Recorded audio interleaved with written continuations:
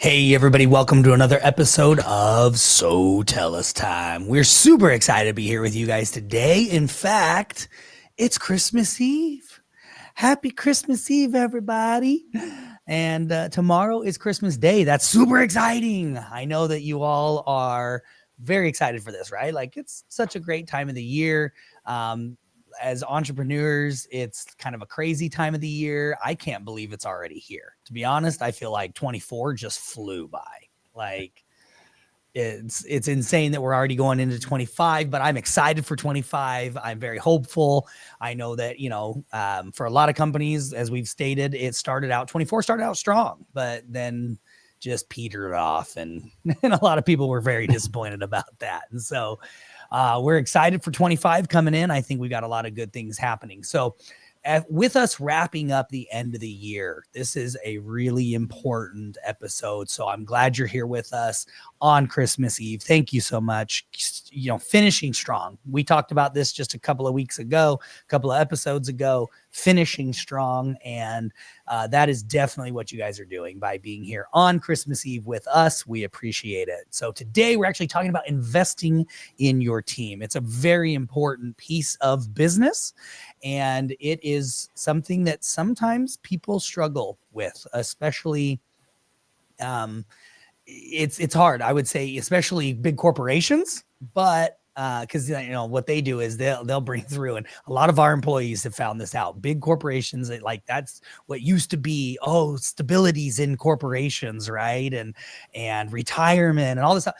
No, what corporations do now is they go out and they hire a ton and they bring on a bunch of people, and then very quickly they just weed out anybody that's not the very best, to the tune of, we've all seen this year alone. I mean, we're talking tens of thousands of people have been laid off by large corporations, which gives an opportunity to us small guys, right? Like the more small business, medium to small size businesses, gives us opportunity to get some of these great people that were just overlooked.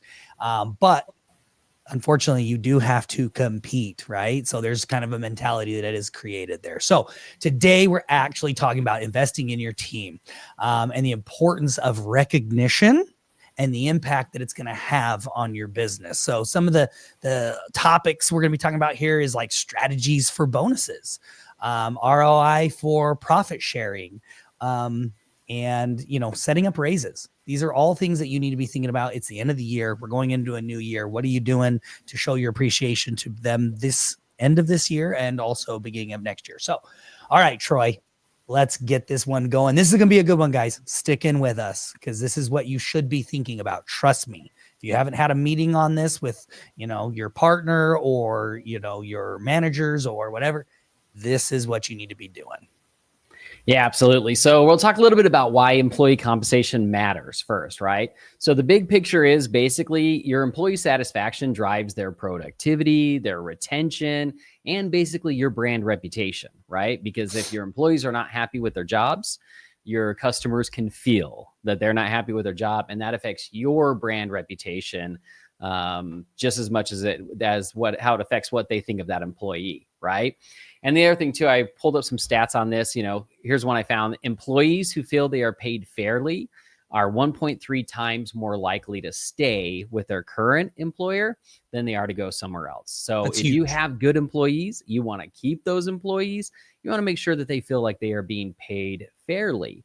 So today we're going to talk about a couple of different ways that you can, invest in your team and make sure that they feel good and you feel good about what's going on. So, the great thing is, like I said, we're going to look at a couple of different ways. You're not going to do all of these, but you're going to figure out which one's best for your business and then implement that. So one of the most obvious ways is year-end bonuses, right? So basically, what's a year-end bonus? It's a one-time payment to reward your employees for their contributions over the previous year, right? And so we kind of made a pros and cons list. So some of the pros of year-end bonuses is immediate recognition and a moral boost at the end of the year, right? So they feel recognized, it makes them feel good that they got this, this bonus at the end of the year, and it helps drive them into, the next year, the beginning of the next year, excited. about their job. The other great thing about year-end bonuses is that you can really tie it to your company's performance, and you can tie it to individual achievements, right? So you're able to look at that employee's achievements throughout the entire year and then bonus them based on those achievements. So that's one of the great things about that. Now, there are some cons when it comes to year-end bonuses. One of them is the potential entitlement culture if it's not handled consistently. And what this always reminds me of is that National Lampoon's Christmas. That movie, the National Lampoon's whatever. We're gonna get a pool. Exactly. Like he's like, exactly. He's so excited because they're gonna get a pool based on previous years, and then the bonus wasn't what he expected it to be at the end of the year, and very upset. Like everything goes, the crap hits the fan basically at that point. So there is that potential entitlement culture of like, look, this is my bonus last year, so that's what I expect, or I expect even more this year. So you got to make sure that you handle things consistently so that you don't run into those problems.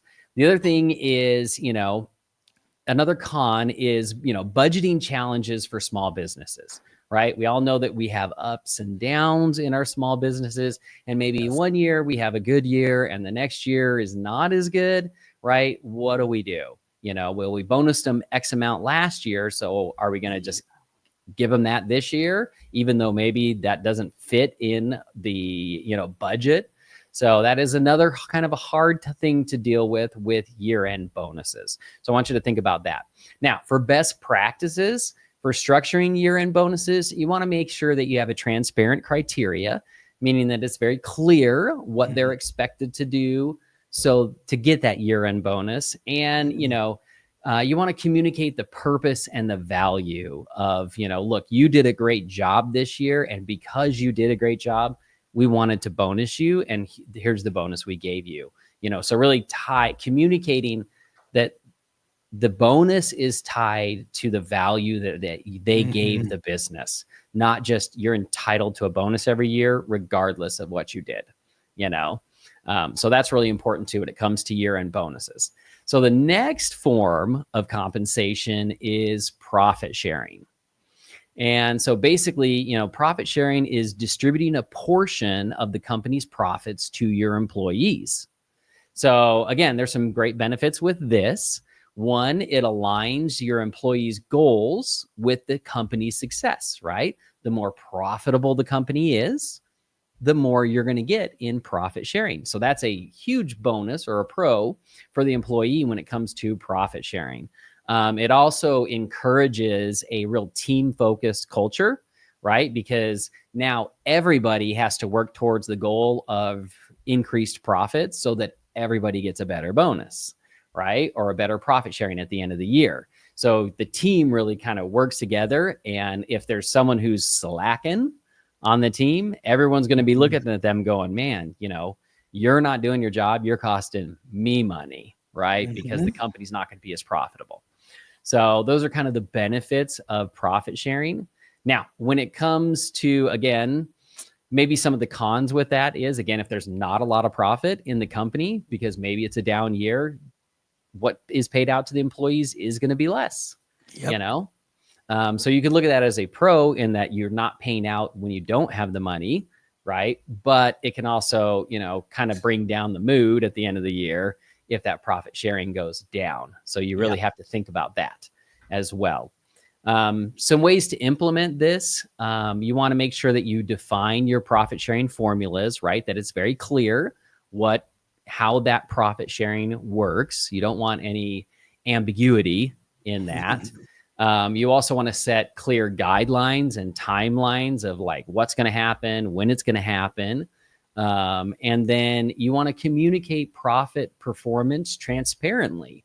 So one thing you want to think about if you're doing profit sharing is you don't want to just wait to the end of the year and be like, you know what, profits suck this year and everyone's going to get a small profit sharing, right? The whole point of profit sharing is to motivate the team throughout the year to do better.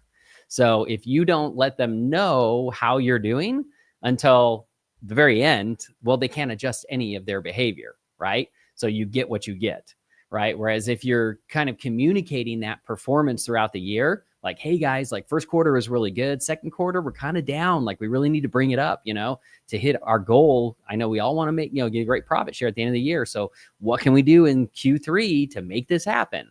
So that's part of that communication. I'll give it like one example is like how, Troy, we have weekly meetings, company-wide meetings, right? And one of the things is the whole company sees how many sales did we have in this so far in this month, that also how many cancellations do we have in this month, and just based on those two numbers and everybody knowing it, like that affects multiple departments, right? That affects the sales team, that affects the support team, and that affects our dev team too, because if the system's not working great, if we're having issues and problems, we're going to have cancellations. If the support team's not taking care of the customer in a good way, right, in a good manner, we're going to have cancellations. And if the sales team is down on sales or slacking in sales, that's going to go back the other way and affect the support team as well as the dev team. So it kind of like by the company being able to see what's going on, honestly, on a weekly basis of every month, they kind of know. It's like, hey, if the sales team is doing a phenomenal job and they sell 100 new sales, but the support and dev team, the system's not working great, and maybe the support team's not helping out, and we see a cancellation of like 30 clients, 40 clients, hey, that sucks, right? Like that's a big, but everybody sees it, right? Right. And it's like, so, but if we have the same thing, or like, let's say the sales team's sucking this month, right? Or this week or the last few weeks or whatever. And it's like, we've only got 60 sales and we've got 30, 40 cancellations. That's really bad, guys. We're getting really close there, so everybody gets to see it. But then also on the flip side, when everybody's working really hard, it's like, hey, we got 100 sales and look, we've only had 10 cancellations this month, and oh, by the way, out of that 10 cancellations, the support team actually reviewed the accounts and talked to these people, and we only had 5. We had 5 people cancel and 5 people stick around because they're like, oh wow, so it's like they get to see that on a weekly basis of every single month throughout the year. So guess what? Our team, they know how things are going, right? So that's just one example of how being transparent and showing the team helps them step up. Maybe this week you were a little laxed, guys. So next week they stepped it up, and we saw that throughout the month, right? Yep, exactly. Okay, so the third way that you can take care of those employees, invest in your team, is salary increases or raises, right? Mm-hmm. And this is kind of like one of the more traditional ways to compensate the team. But we want to talk about the importance of it. And then we're also going to talk about like what fits in what businesses, right?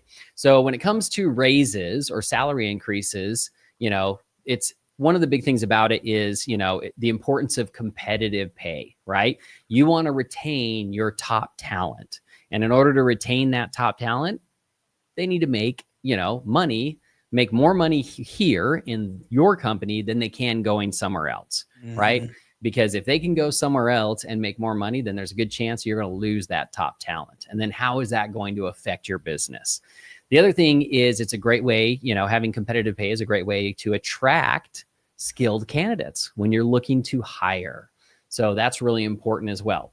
So now, when to give raises, there's a couple of things you want to look at when it comes to giving raises. So one way to do it is annual performance reviews, right? You say, okay, look, at this time every year, we're going to have our annual performance review. We're going to look at everything you did throughout the year. And then we're going to, determine based on that performance, are you going to get a raise or not? And then, so that's one way to look at it. Now, one of the downsides to that is you can, again, create that culture of, well, I should just get get a raise every single year, right? I had my review. What's my raise? Right. And it's like, well, no. How did the review come out? Did you perform really, really well, or did you not perform well this year? So you want to be careful of that. And that's one thing you can run into with that, annual performance review, and when you tie it to a raise, right? Because you should always have annual performance reviews, right? So that your team knows how they're doing. But if you tie it to raises, you might run into that problem. The other thing is, achieving significant milestones or certifications, right? So if your team members reach a certain milestone, or your company reaches a certain milestone that you've been trying to hit, that could be a great time to look at raises for everybody because of that, or individual raises to the team members that made that happen. The other thing you have to do and be very careful with is balancing raises with business growth, right? Because again, you don't want to get in the situation where a raise is just expected every single year. But there isn't the business growth to support that raise, right? So that's really important, is making sure that you have that business growth. So how do you determine that? Well, that comes down to budgeting effectively, right? You need to make sure that you have a budget, what revenues are coming in, your numbers basically, right? You know what you're spending, you know what your profits are, and you're budgeting for, okay, I can give raises this year to these people, right? And I'm going to be fine with that based on my budget. And the other thing, the other thing is, setting your expectations with the employees, right? So, maybe setting that expectation that, again, you're not going to get a raise every single year. That's one way to set an expectation, that it's going to be based on performance and business growth. Or another way to do it is you can set expectations in that you could have a very structured, raise program, if you will. I remember like when I was working as a bag boy at the age of like 16 or 15, whatever it was, it was like, okay, you work here for, 6 months and you get a quarter raise, 1 quarter, to your hourly rate. And so it was all laid out. Like it didn't matter how well I performed. It was already set what my raise. And there's nothing wrong with that. Yeah. Right. Like that gives an expectation, right? Yes, exactly. So it can set a great expectation of they know where they're going to grow to, right? So, but you just want to make sure that you're setting an expectation with those employees. Okay, so now looking at these 3 different ways to invest in your team, you've got to customize it to your business. So, for example, small businesses, a lot of time the best way to go is to focus on bonuses and selective raising, right? So a bonus at the end of the year is easier for you to plan for than maybe a profit share, right? Because honestly, a lot of businesses, unless you really know your numbers and your bookkeeping is on top of it, you're not going to know your profit share until, April or May of the following year. Yeah. Right. So that's why, end of year bonuses and like selective raises tend to work better in a small business. And because also it gives you the ability to budget and plan, what those expenses are going to be. Now, medium to large enterprises, they can combine several of these strategies, but a lot of times in those, that's where you will see, some of the profit sharing and things like that, because they have that ability. They have, robust tracking and ROI and accounting so that they can really, pay attention to that stuff, and then they'll combine, maybe some bonuses and some salary increases as well. So you just want to make sure that you're picking the right one for your business. You don't need to do all 3, right? You may just do one, and then it kind of goes from there. Okay. So again, some of those challenges, we'll just kind of talk about those before we get to the homework. The challenges and solutions, again, managing your employee expectations is really important. Making sure you don't get that culture of entitlement of I expect this and I'm going to get this every year, regardless of my performance. Right. You also, have to, navigating economic downturns while maintaining employee trust. That's another thing as a business owner that you have to navigate, right? If the business is not doing as well, how do you maintain that employee trust? And Trevor talked about it, right? Letting the employees know how the company is doing, right? Showing them what their performance is producing is a great way to kind of navigate those 2 things together. And then, of course, as we talked about, communicating clearly and consistently to prevent misunderstandings, right? What you don't want is Christmas vacation, right? The where they're expecting a pool and they get a turkey instead. That's what those are the moments where you lose employees. Yes. So clearly communicating throughout the year and consistently doing that is really, really important. Anything you want to add, Trevor, before we hit the homework? I would say that, like, Troy and I, we kind of do a combination of the three. You don't have to, but we do, because we have different, people in different positions and at different levels of the company. And we're by no means a small business anymore. We started just, you guys know our origin story. Most of you, it started out with just the three of us, right? And we worked our booties off and never have taken a dime from an investor. And we've grown. And back then there was no bonuses, no raises. No. And no profit sharing. No profit sharing. There was no money. You guys have heard the stories, but we've grown to a worldwide organization, and we're really proud of that, doing it on our own backs and everything. But we do a combination of three, but not everybody needs to. I would say one thing that people probably don't look at, or maybe even because they feel like maybe they don't understand it, but even on a downturn year, I just want to highlight the profit sharing just a little bit. And the reason for this is, I think it's something to be considered, because what you can do is, if you're communicating with your team and you switch over and say, hey, listen, look, guys, it's a rough year. As you can see, like, the sales team usually knows when it's a rough year, production knows when it's a rough year, right? One thing that, like I said, gets, I think underutilized is that profit sharing. And here's why. What I like about it is it's performance based, right? It's the performance of the company. And so it's like, instead of this like structured, hey, I'm going to pay this much, or I paid you this much last year, or I did this much of a bonus last year. No, it's like, as you're seeing that it's a down year, you can switch over and say, hey, listen, what we're going to do this year, guys, is we're going to do this profit sharing. And so, based on who it is and what position they hold and everything, you've earned, because you've been with the company for X amount of years or whatever, like this percentage, right, of profit sharing.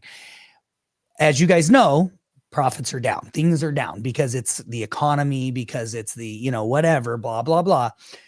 We all need to bust our butts. We all need to jump in and, like, so what I'm doing this year, and this is how I would approach it, is I'm going to, I don't know if there's going to be money for bonuses or not this year, but what I do know is, by giving you this profit sharing, if we all put in the extra time, energy, and effort, if we all bust our humps, we could come out really good this year, versus we all just kind of skate along. And as the owner, I'm the only one working the crazy hours, doing all the stuff, like trying to, it kind of puts it back onto the team. It's just a thought, just a food for thought here. I'm not saying this is what you have to do or anything like that. It's just a different perspective. I just want to kind of turn it on you here a little bit and give you a different perspective of, you could give a little bit of that ownership mentality over to your team, right? Where it's performance based, where it's, listen, this is all going to be dictated. Like, if we all bust our humps, if we all, throw in extra time, if we all work on the weekend instead of just putting it on yourselves, you might be surprised. And then at the end of the year, if they don't do that, they shouldn't be surprised that, hey, sorry, money sucks this year. I worked my hump off all year long and worked weekends and did everything, but everybody else just kind of phoned it in. So it's just a way that, like, it's just something a little bit different that you could think about, that, when times are good, people, like, they make money. When times are bad, if they don't put in the extra work, they don't make money. Right. So just a different perspective on one of the three items that we talked about today. So highlighting that. All right, let's jump into homework. You good, Troy? Anything else after? Nope, that's it. Let's hit the homework. Okay, perfect. So homework time. Audit your finances. So determine your capacity for bonuses, profit sharing, or raises. You need to kind of make sure, like, I get it. Like Troy said, a lot of times we don't know until into the new year exactly what went down. Especially when you've got an accountant, you've got a bookkeeper, you've got people, they may not have all the books reconciled by the end, but you should be able to determine, pretty well what you think's going to be there. So you can do it off of that. The next thing is set a plan. So decide which methods align with your goals and your resources. And then the last thing is communicate with the employees, communicate with the people, foster that transparency, and you will create gratitude, right? People don't like being surprised. They would rather know what's going on than be surprised. So consider engaging those employees with the process and, seek that feedback. You might be able to, maybe you have some key employees that are key man employees, right? We call them pillars of our company. And maybe you can determine what's best. You can run it by them and kind of determine what you think is going to work best for them. You want to make sure that when you're, especially when you're stretching yourself, that's the most frustrating thing. And I think we've all probably experienced that. You may be stretching yourself at the end of the year to help some employees out. And when it's not recognized, that is very frustrating, very frustrating. So anyways, guys, okay. Hopefully this was a great episode for you. I think it is, because you need to be thinking this route.